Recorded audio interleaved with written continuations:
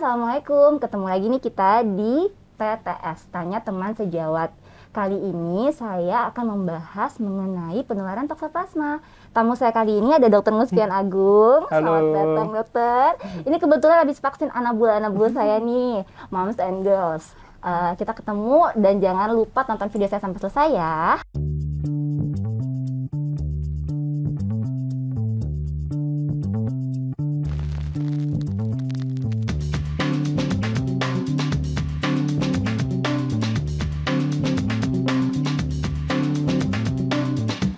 Dok, Iya. selamat siang dok. Selamat Makasih siang. dok kehadirannya. Sama-sama. Terima kasih juga sudah diundang ke sini. Iya dok.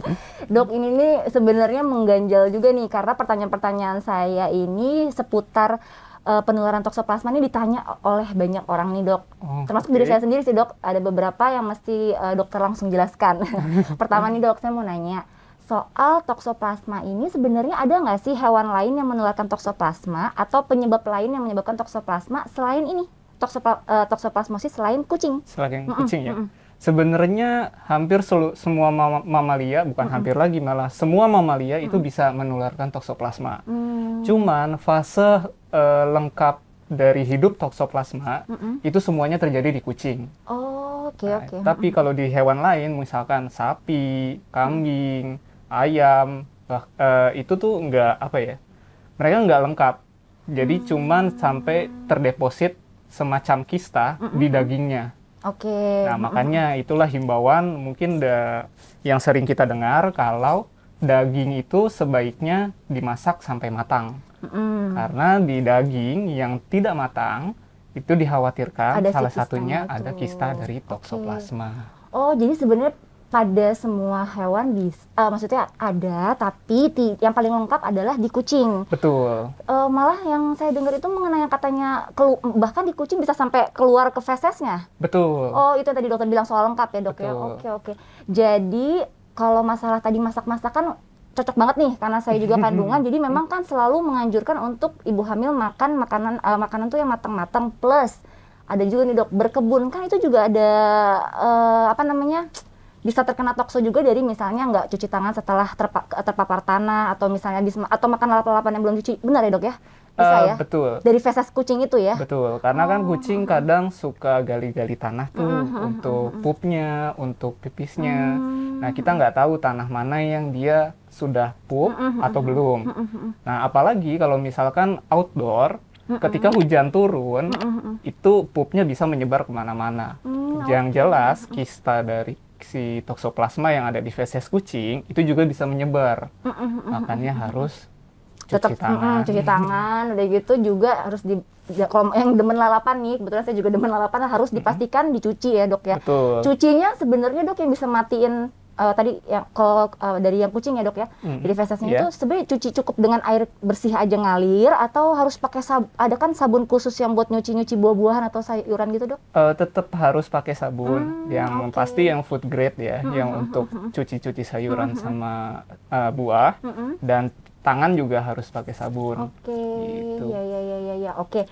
Wah, seru ya. Jadi kalau misalnya hewan semuanya bisa, tapi memang yang paling lengkap memang pada kucing dok. Tapi kalau misalnya kayak saya nih, atau banyak banget nih pecinta kucing kan, cat lover, itu kan punya kucing nggak, ya jarang ya yang punya satu doang ya.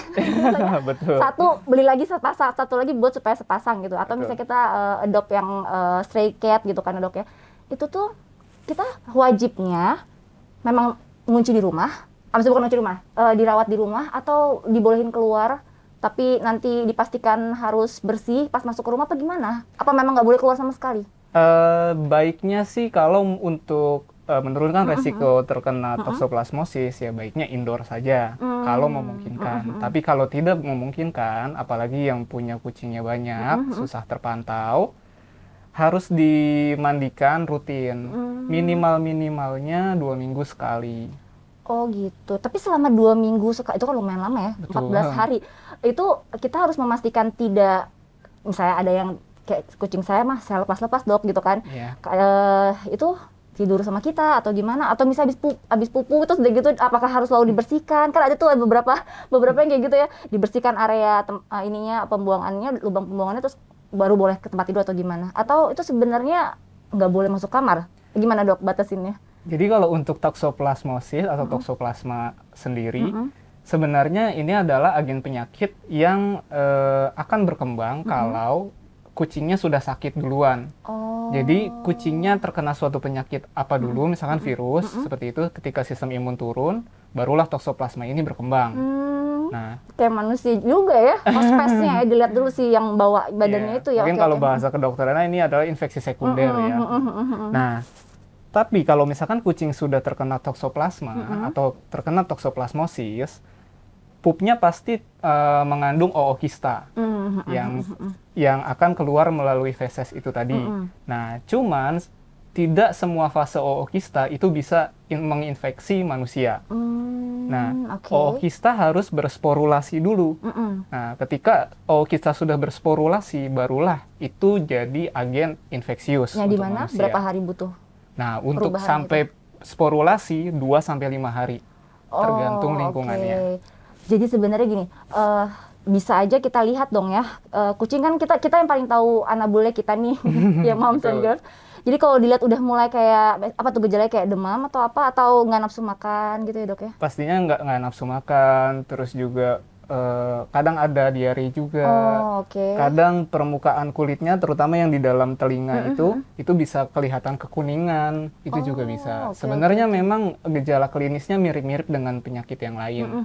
Makanya setiap kucing yang sakit baiknya tetap cepat harus langsung periksa. Dicek. Iya tuh ya. Jadi sebenarnya kalau misalnya, ya udah mulai gelisah.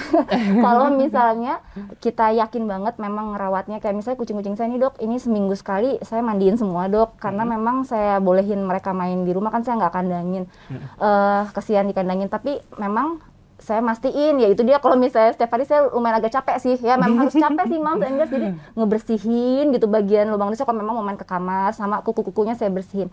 Tapi kalau yang nggak print-pen gitu, nggak rajin, ya itu susah ya. Kalau nggak disiplin, resiko penyakit pun pasti tinggi. Karena harusnya memang mereka kan dilepas di alam, seperti itu. Nah, ini kita memelihara, berarti kita harus tahu nih konsekuensinya. Dengan memelihara kucing itu apa. Kalau misalkan belum siap dengan konsekuensinya, baiknya jangan. Kadang-kadang orang cuma senang aja melihara, tapi dia nggak disiplin ya dok. Oke, pertanyaan berikutnya dokter. Kalau misalnya kita ngomongin soal kucing yang memang dikasih makannya raw food. Jadi dia nggak dimasak dulu. Kalau misalnya anak bulu saya ini ada 2 yang biasa, kebetulan dok itu makan daging, memang saya kasih daging setiap hari sama ayam, tapi saya rebus dan alhamdulillah suka. Katanya memang ada beberapa yang memang nggak suka gitu kalau direbus, itu gimana dok? Sebenarnya raw food tadi di ayam, di entah itu unggas, entah itu mamalia, daging sapi, daging kambing, ayam, kalkun, itu semua masih bisa mengandung kista toxoplasma. Tadi itu kalau ya dok, misalkan ada kista toxoplasma, apalagi dikasihnya ke kucing, nah itu nanti bisa berpotensi menyebarkan penyakit juga.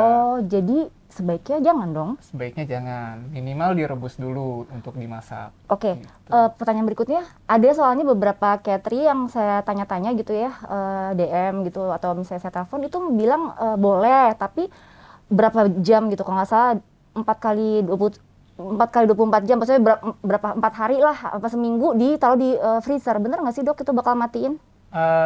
Suhu yang ekstrim bisa tentunya, bisa untuk mematikan kista. Cuman kalau misalkan sampai benar-benar mati, apalagi untuk suhu yang kalau misalkan cuman freezer kan untuk kulkas sendiri, misalkan yang di rumahan. Yang 1 pintu gitu apa yang 2 pintu? Yang 2 pintu, entah yang 1 pintu, yang freezernya itu saya tahunya sih belum bisa untuk mematikan. Mau selama yang tadi itu ya, 4 atau 5 hari itu juga enggak ya? Betul. Maksudnya nggak terlalu efektif matiin ya? Karena dia harus ada di minus derajat tertentu sampai dia mati.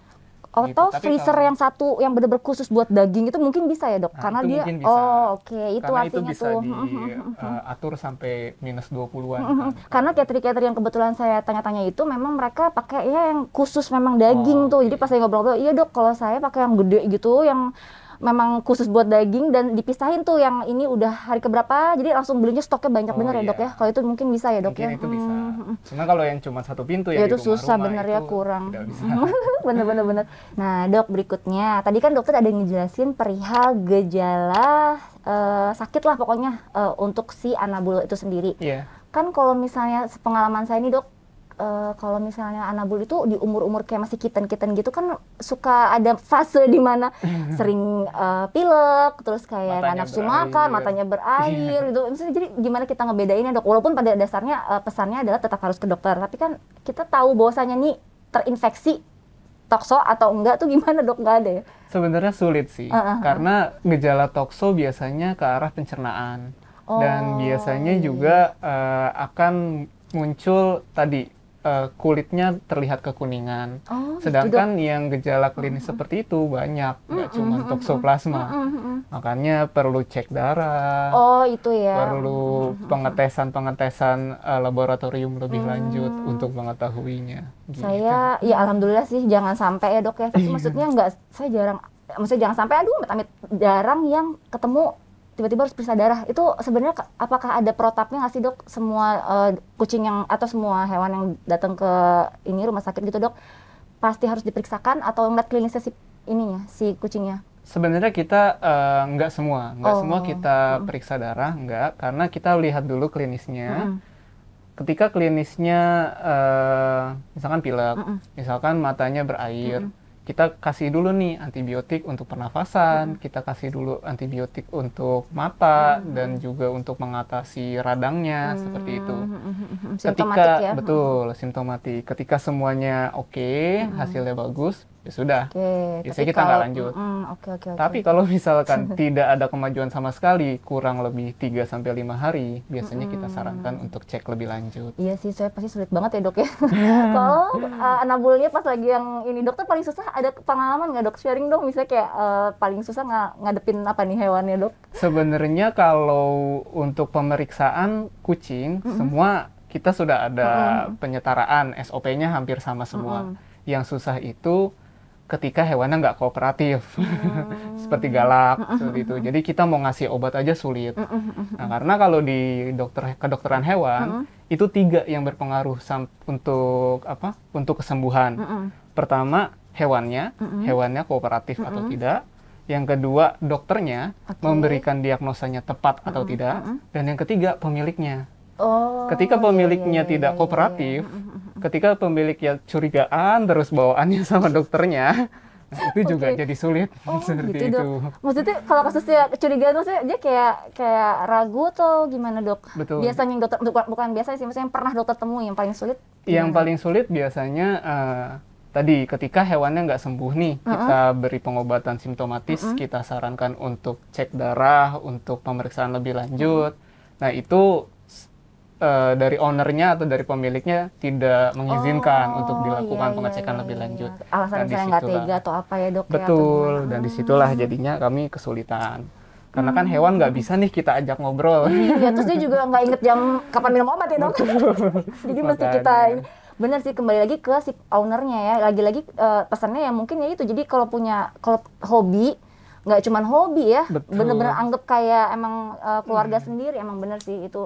Karena kita kan berinteraksinya dengan makhluk hidup lagi nih, jadi ya memang harus ada komitmen di sana. Dok, nah ini sih memang ini pertanyaan beberapa orang dok, perihal kita nih ya, terutama yang misalnya kayak muslim ya, ini kan kucing ini kan termasuk misalnya yang memang dicintai lah, disayangi sama Nabi Muhammad. Nah banyak banget sih yang melakukan gerakan misalnya kayak pemberian makan untuk kucing liar. Terus ada yang adopsinya nggak mau kucing ras, tapi aku mau adopt kucing liar aja deh gitu ya. Nah, tadi kan bahas soal toksoplasma.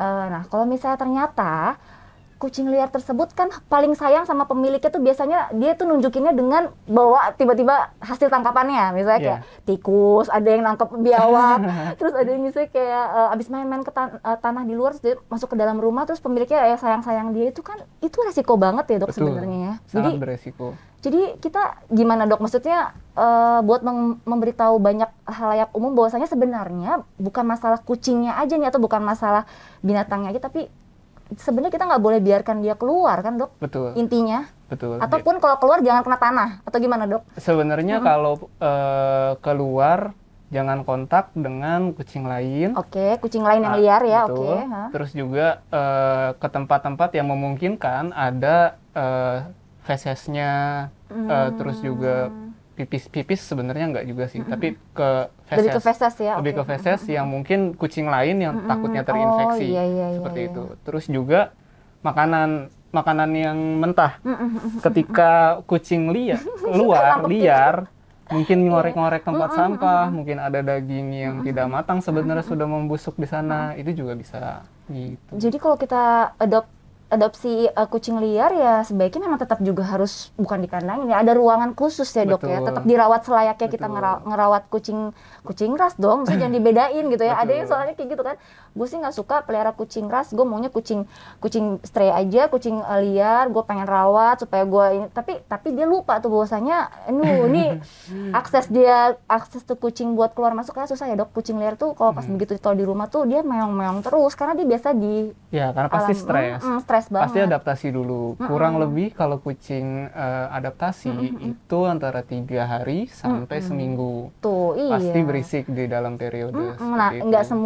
nggak semua owner tuh punya rumah yang cukup besar, atau misalnya dia memang segitu sayangnya sama si anabulnya, bisa tahan. Kadang-kala saya dengar misalnya kucing saya pas lagi birahi aja saya udah pusing gitu kan. Aduh ya ampun, ini berisik banget karena ya itu ya, Dok, ya apalagi dia kalau misalnya kucing liar gitu. Jadi sebaiknya gitu ya, Dok, ya. Jadi nggak boleh keluar. Dan juga sebenarnya ada tahapannya kalau Gimana, misalkan Dok? mau adopsi kucing, terutama kucing liar.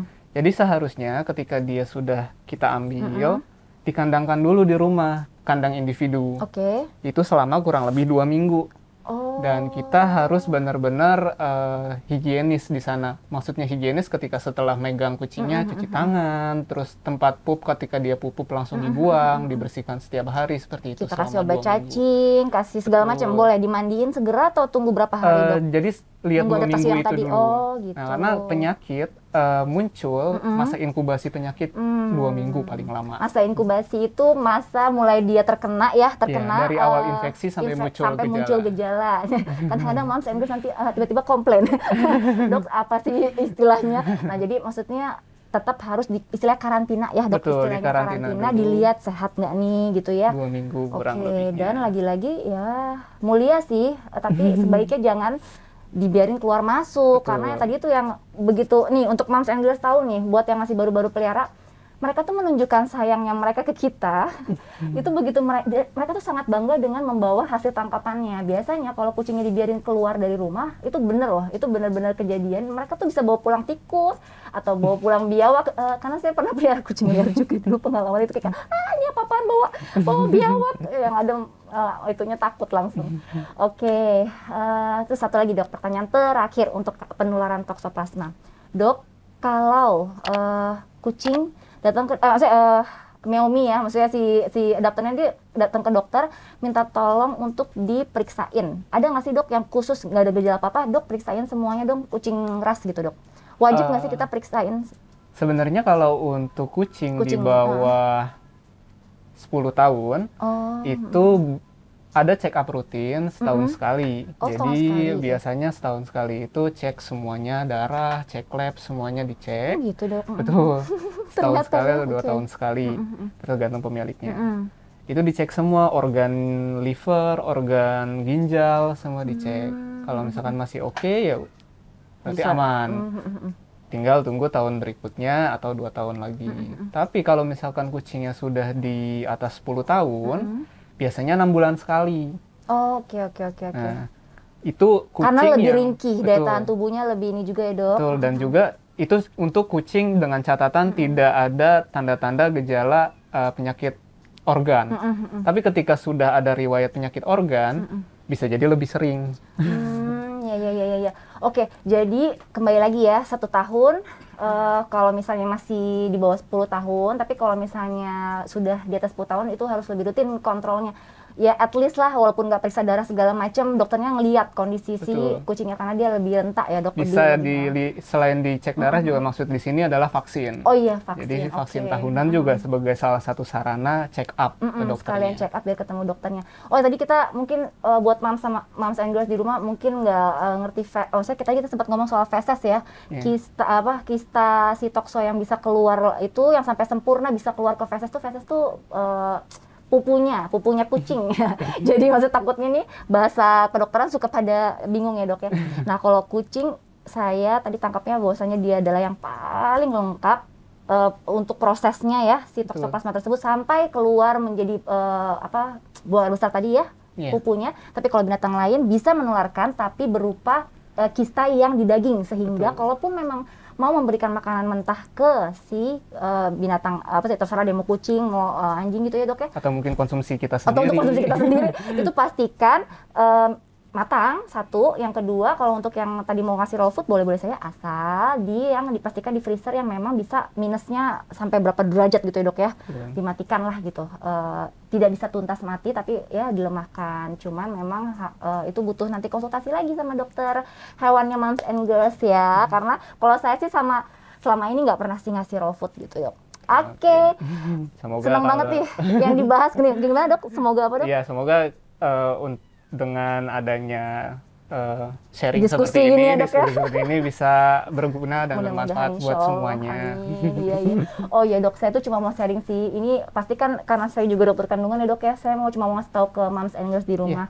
Kalau pemeriksaan untuk ibu hamil atau misalnya yang di program hamil itu boleh banget periksa. Walaupun tidak ada gejala ya. Rata-rata sih orang tuh nanya ke saya, apa sih dok, dokter Vita gejalanya kita tuh terkena toksoplasma. Itu sebenarnya gejalanya tuh nggak jauh-jauh sih sama tadi yang kucing ya. Jadi nggak jauh-jauh sama kucing, maksudnya nggak jauh-jauh sama orang mau flu. Jadi kayak misalnya pegel-pegel gitu kan, pegel-pegel, udah gitu demam, terus udah gitu nggak nafsu makan sama mual muntah. Apalagi kalau yang masih akut tuh kayak baru terinfeksi. Untuk inkubasi tuh variatif sih memang ya, bisa sampai ya ada yang sampai 14 minggu tadi. Makanya dokter bilang ingat aja biasanya tuh mau virus mau bakteri mau apapun, kayak sekarang lagi musim covid juga sama, masa inkubasi rata-rata juga 14 hari kurang lebih. Mediannya nggak tahu kapan, bisa ada yang 5 hari 10 hari, beda-beda ya, tergantung daya tahan tubuh si hostessnya, si pemilik badan. Tapi kalau misalnya udah terkena tokso pada saat lagi belum hamil, itu sebenarnya moms and girls nggak usah khawatir. Karena tubuh kita tuh ada yang namanya prajuritnya nih dok ya istilahnya ya, udah mengeluarkan antibodi. Gitu. Jadi kalau moms and girls baru terkenanya pada saat lagi hamil, itu justru yang bahaya. Jadi kalau misalnya pas lagi hamil, moms and girls merasa, aduh aku punya peliharaan banyak, atau misalnya mamaku seneng nih, saya sih nggak seneng dok, tapi mama saya suka nangkepin kucing-kucing, suka dikasih makan segala macam, terus main-main, terus gitu kayak kelupaan cuci tangan segala macam ya, terus tiba-tiba nggak lama dari itu demam, atau misalnya nggak lama dari itu misalnya ngerasa kok pegel-pegel, kok kayak flu segala macam, langsung periksa deh. Dokter kandungan tuh bukannya rutin ya, ngeliat gejala juga sih. Kalau memang ternyata kelihatannya kok kayak panasnya agak tinggi nih, maksudnya akut, yang namanya akut tuh biasanya dia langsung tinggi di atas 38 sampai 39. Ini terlalu cepet nih, biasanya kayak gini tuh yang nyebabin kayak gini tuh nggak jauh-jauh selain infeksi virus, biasanya juga si tadi itu tokso. Kita tuh biasanya langsung periksain IgG, IgM-nya toksoplasma. Biasanya kita langsung pakai si torch kami periksakan, tapi nggak rutin, lagi-lagi apalagi kalau mamsnya itu tidak ada rencana untuk hamil. Nah, kalau yang rencana hamil sih kita periksain darah lengkap, urin lengkap, habis itu torch deh kita periksain, nanti ketahuan. Kalau memang IgG-nya yang positif, artinya moms and girls udah pernah kena nih, tapi tubuhnya udah keburu membentuk antibodi dan itu tidak masalah. Misalnya ternyata positif, it's okay, tapi nggak perlu terapi. Tapi kalau yang bahaya kalau IgM itu artinya dia 3-5 hari ya dok ya. 3-5 hari dia sudah terpapar. Dan artinya akut baru, sehingga kondisi kehamilan di trimester berapapun, trimester 1, trimester 2, trimester 3 itu semua harus mendapatkan terapi. Moms and girls nggak boleh khawatir, karena apa? Karena obatnya juga aman buat kehamilan. Gitu. Gak apa-apa ya dok ya, sharing soal kandungan. Mau tanya dok, boleh gak? Aduh, ini di luar ini nih konsep. Gimana dok? Nah, kalau laki-laki yang terinfeksi toksoplasma, itu gimana dok? Entah itu mungkin sebelum program hamil sama pas program hamil, beresiko juga nggak sih sebenarnya ke perempuannya atau wanitanya? Oke. Jadi dok, kalau kami sih, saya jawab yang ranahnya kami dulu ya dok ya. Maksudnya ranahnya kami ya, karena kebetulan saya kan dokter kandungan spesifik perempuan nih. Tapi sih, kalau pada laki-laki memang betul, salah satu yang bisa bikin infertilitas. Infertilitas itu buat moms and girls di rumah juga biar tahu ya, itu dikatakan infertilitas kalau moms itu sudah menikah selama 1 tahun. 1 tahun ya moms, tidak pernah yang jauh-jauhan 2 sampai 3 kali dalam seminggu berhubungannya, dan tidak pakai kontrasepsi, tidak pakai pil, suntik ataupun kondom. Nah, kalau udah sampai 1 tahun seperti itu tidak punya anak, itu namanya infertilitas.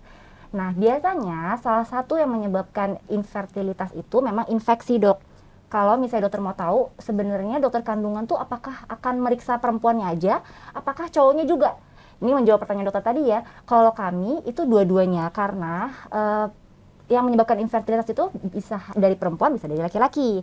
Kalau dari laki-laki itu biasa kami periksa analisa sperma dok. Kalau selain tentunya anamnesa, apa sih tanya jawab, pasti itu yang lebih akurat ya dok ya. Kita tanya apa aja sih kebiasaannya, apakah ngerokok, apakah dia minum, apakah dia melihara binatang, salah satunya yang kami tanyakan. Kalau memang ternyata, iya dok saya punya kucing, malah yang perempuan gak suka kucing, si yang laki-laki ternyata memang hobi main binatang lah gitu ya, memang suka punya banyak peliharaan gitu. Nah itu biasanya memang penyebab infertilitas oleh karena terpapar toksoplasma itu memang 7% dok. Nah, itu bisa kelihatan dari analisa sperma. Kalau kami itu sebatas itu aja, dokter kandungan ya, melihat dari si analisa sperma. Biasanya tuh hasilnya, ntar yang dilihat itu misalnya jumlah spermanya. Jadi biasanya ini lucu dok, pada ngomongnya, dok banyak dok cairannya yang keluar, nggak gitu. Itu kan kasat mata, bukan berarti cairan yang keluar itu pasti spermanya banyak gitu dok. Kadang-kala cairannya banyak tapi ternyata spermanya cuma sedikit gitu. Sedangkan kan kita ada standarnya semuanya.